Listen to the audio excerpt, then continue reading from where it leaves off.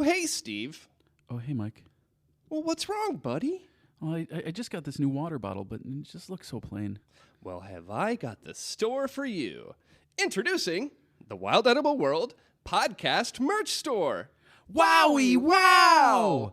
It's the merch store where you can get all of your favorite podcasts merch for all your decorating purposes. How do I find that? Go to wildedibleworldpod.shopify.com or go to any of our Instagram and media accounts and view the link in the bio. Wowie, wow!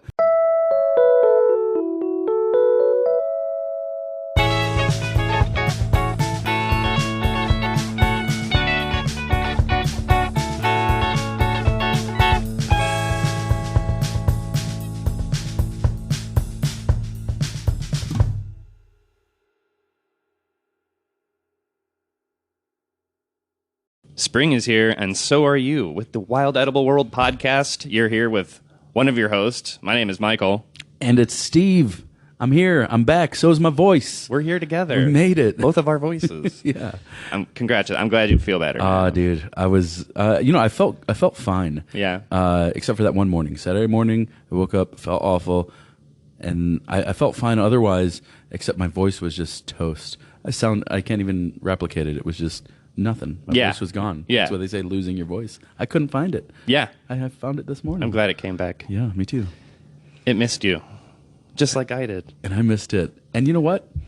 I missed all these lovely people listening to us. Absolutely. It's good to be back in the quote-unquote studio. Yeah, back in the studio. But we're here to talk about one of my favorite invasive edible species, and that's going to be the Dame's rocket, which is the Latin binomial Hesperis matronalis. And again, it's Latin, so pronounce it however you want. Translate. Hesperis matronalis.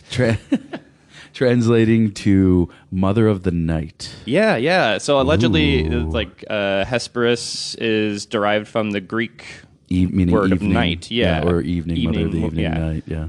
So, because the flowers get more showy later on in the dye? More pungent. More pungent, Yeah, that's what it is. They release a more conspicuous smell in the evenings. Yeah, and they do smell pretty good. I like them. I love that shit. I was telling Michael behind the scenes that I took some babassu oil and infused it with the Dame's rocket or the Hesperis flowers last season, and it was wonderful. And I just used it as lip balm, lotion, that sort of thing. Yeah, this plant... A mild cologne. A mild cologne. Yeah, just dab it under your armpits a little bit. It's a new Axe body spray right there. That's right. But this is one of my, it's edible top to bottom. There's a variety of different uses, and it's in the brassica family. Yeah. So it's a, mustard. So that obviously carries with it certain flavors, but also some assumed nutrients as well. Yeah. One of them being vitamin C, but we'll get into that in a little bit. I'm getting ahead of myself, as usual. So let's start with the most recognizable part of the plant. And there's a variety of ways you can identify this plant. I think leaves can be a little difficult because they do have a little bit of a different look from whenever they're in the basal form or in the aerial leaf form after the plant has grown a stalk. So I think the best place for us to start is the flower. Yeah.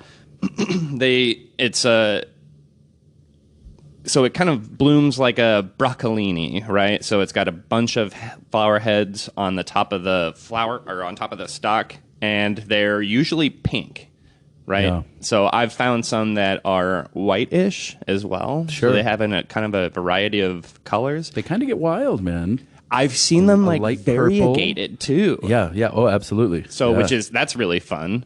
But yeah, so we're looking for 4 petals on this flower. Yeah. So they're pink. They're probably the size of they don't get any bigger than a ½ inch, maybe an inch all the way across from end to end. Sure. So they're pretty small, and they're 4 petals. You may think that you found this plant before, but it is very easy to confuse with phlox. Which is another really awesome edible plant, but we want to just make sure that we establish the main differences between the two, and that is phlox has 5 petaled flowers, and Dame's rocket only has 4. So Phlox has opposite leaves. Dame's Rocket has Correct. alternating. Correct. Yep. So as you move Otherwise, down the plant, yeah. they do look very similar. They Very grow to similar. similar heights. They do have completely different flavors. As far as I'm aware, as far as I've tasted, they're I guess the greens can be kind of a little the same, or the early stems can be a little the same vegetal flavor. But as we're moving down from the flower, we'll look at the leaves. So the aerial leaves on the stem, on the more mature flowering part of the plant, are, as Steve noted, alternate, meaning they do not happen across from each other, but happen in a stairway fashion. And they are long and they come to a point, and they are frequently serrated. So it has lots of teeth along the edges of the the leaf. And whenever you move down the plant to where the basal leaves are coming out of the ground, those are going to be a lot longer and not as many teeth at all. So some of them don't look like they have any teeth at all. Shout out to Jeff on our Discord, who sent out a picture asking what that plant was, and it was admittedly very confusing because it doesn't have the teeth that you typically look for whenever you look at a botanical guide for this plant's identification, and it's in the middle of the winter, so it hasn't sent out any of the flowers, or I guess it's not the middle of the winter, that was just a couple weeks ago, so on the cusp of springtime. So in these parts, you never know. Yeah, it's true. It's true. And there are other things that look like it, like, as we said, phlox. Yeah. So as far as the edible parts of this plant, okay, a quick self-fact check, and the root is not edible, or at least it's not widely used as far as from what I can read, but the stems, the leaves, the flowers, everything above ground is edible. I'll give her a try. Screw it. Exactly. We'll give them a try. They're probably spicy the rest of the, but we'll see. Yeah, we'll do a little bit of more checking on that maybe. But as far as how I've personally used the plant, beaten the leaves during the springtime. Sure. I've eaten the flowers during the springtime. I've made a soda from the flowers that I'll use as a picture for the Instagram post that shows you how pink this drink can be, how much of the color from the flowers can be infused into a wild soda. The original pink drink. Yeah, it's I swear, it looks like Pepto-Bismol, which is appetizing or not, that comparison isn't, but the color can be. Now I don't want it anymore. Does not taste like Pepto-Bismol at all. So part of it being a member of the brassica family is that it tasted like a jalapeno drink. So it was spicy. So a lot of this plant has spicy flavors, especially during the summer whenever it's in full activity and fully alive. It's going to have a lot more of that brassica spiciness.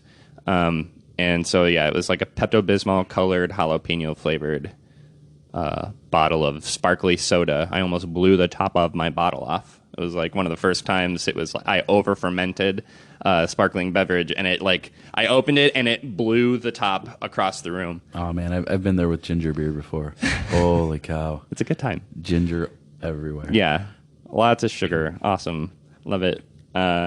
So how have you eaten it? Just pretty similarly. And anybody that's gardened and let their maybe let their broccoli or arugula or whatever get out of hand, anything in that family, the foliage is just delicious. One of my favorite things to do is to treat broccoli leaves as kale or whatever, and saute it, and great, nice sauteed green, even just fresh in a salad for a little bit of contrast, a little bit of bitterness. It's wonderful for that, and I think that this falls in that exact same category. One of my favorite things to do is to pull the unbloomed seed heads. Seed heads, yeah, flowering heads, but before the flowers have bloomed, and almost saute that like a broccoli rabe. Totally, yeah. They're super tender, super delicious. Like you said, they get a really nice spice to them, and yeah. Totally agree. Yeah, that's one of my favorite ways to use them as well. Alan Burgo, in his book Flora, has a really awesome little section. It's one of the 2 books out of my entire library that I could find anything written about Dame's Rocket. So that was kind of an interesting experience, going through all of my books, Sam Thayer's books, and even though I've talked to Sam a lot about Dame's Rocket, like it's not something that it's not that he doesn't eat it, he just hasn't written about it. Sure. But I was only able to find it in, I think it was Alan Bergo's Flora and Foraging and Feasting, which is the name of a book. I can't remember the name of the author, but it's a beautiful, beautiful book. All you have to do is Google Foraging and Feasting. That's the Instagram account that they use too, and it's just the best botanical illustrations I've ever seen of plants throughout the entire season. Seed heads, cross sections. It's really, really, really awesome. So those were the only two books that I could find anything about it, and they didn't have any nutritional information. And so they did have a couple cool recipes. But all that to say, in Alan Virgo's book, he brought up how using just kind of as a broad term, RAAB, R-A-A-B, sure, as kind of like a fill-in for that type of vegetable food, or like that vegetable form, right? Oh, that's smart. So it's like, anything that kind of looks like that. And the head of Hesperis matronalis is definitely in that category. Cooks the same, sure, tastes about the same too. It doesn't have the spiciness to it. Especially, my favorite way to eat it is whenever it's kind of more of a sprout. So it's less. It's about probably just under 6 inches long from the ground, and then all the leaves are still pointed up. So if there are any leaves like out or kind of laid down and sure, absorbing the sunlight already and stuff, then it's a little too old. But if you catch the tops of them, they are one of the best steamed vegetables of all time. I've never had it like that. That's awesome. They're so very good. We'll have some this year, and it'll be part of a later episode in the future because they're not quite out yet. I just wanted to make sure we talked about it this early so that y'all could get an eye out for it and start, eating it, because it is an invasive plant. Yeah, and eat the shit out of it. Yeah, eat the shit out of it. And while that's not a solution to taking care of the plant, that is something that, that's better than not using it at all. Yeah, it's right? like a delicious effort. It is, yeah. Also, pretty important to mention that it's a biennial plant. So yes. The plant's life cycle is 2 years. That first year is where you'll find it in that sweet spot that Michael's talking about, where it's just, a fresh sprout. And so that's, I guess that's another good indicator of where to find it. Mm-hmm. Where you found it this year, you'll most likely find it next year. And each plant each plant produces thousands of seeds. Yeah. So it'll be there. So that's something we didn't get to yet is the seeds. Which are like 50% oils. Heck, so yes. they're really rich. They're nutrient dense, and they are also spicy too. Yeah. So they're a really cool spice to use. They have a kind of that horseradishy flavor to it. And I really like collecting them. The way they grow, they're really easy to collect, and they produce seed like freaking crazy. So. And you can make a mustard with them. Yes, exactly. Yeah, it'll be like a really bright, tangy mustard. Make a mustard with it. You can also, as you were saying before, you can use those stalks because they grow the same kind of stalk that other mustards do. So, it's a very similar looking stalk to garlic mustard as well, where it kind of grows straight up and then has these like little stalks that come out, and that as they mature, they have these little like seed pods in the branches, and there's probably 5 or 6 seeds to each little branch. All you got to do is like hold your hand underneath them and then twist the branch with your finger with your palm underneath it, and that'll break them out of the pod directly into your hand. Mm-hmm. Maybe, that's not the most safe way. That is like kind of the hands-on way, but you might drop a seed or two, and that's kind of what we want to avoid. But yeah, they're going to drop anyway, most likely. Yeah. So the crazy thing about it is, even if you cut it while it's flowering, or if you pull its roots out of the ground, it is such a freaking resilient plant. I have laid tons and tons of immature plants over a stump to bake in the sun, and then you'll come back 2 or 3 weeks later and they have continued growing. The plants are like reaching up towards the sun, they're bending back up, still photosynthesizing and maturing seeds. They're damn near unstoppable, which is kind of what makes an invasive. But all that to say, they're delicious. Go for them, eat your little hearts out, and we're going to take a break. and then come back with some more fun stuff. BRB.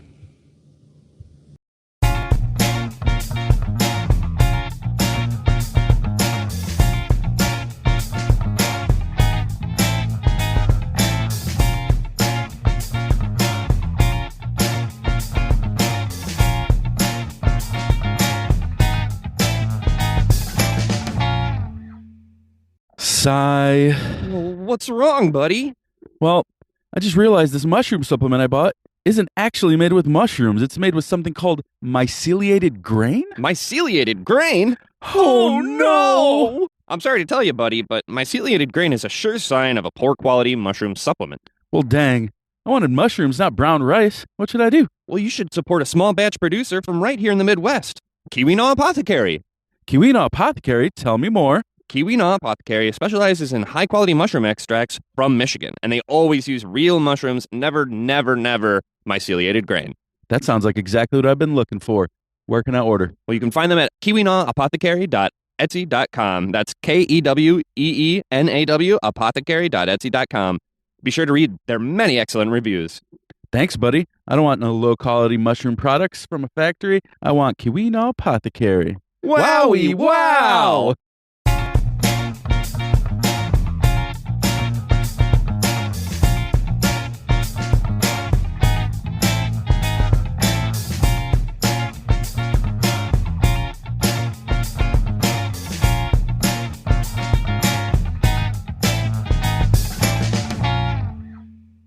All right, we're back from the break to Hesperis, your matronalis, folks. Hi-yo. That's the best I could think of. So yeah, first off, to start off the second half, we want to plug our cool little event we got going on. So we have a couple things coming up in April, so be on the lookout for a collaboration we're doing with the Terms of Service podcast. Heck yeah. A really cool show where people in the industry talk about the industry, and we're just really looking forward to the questions that they'll have for us, because we don't know what we'll be talking about. But I don't know either. It doesn't matter, you know. It's okay. We'll be just fun. an opportunity to meet some really, really cool people. And so beyond that, we have at the end of the month, on end of April 22nd, Earth Day. Yeah. We are doing the collab with Outsiders Chicago. So Outsiders is a nature outreach organization that tries to make nature more accessible.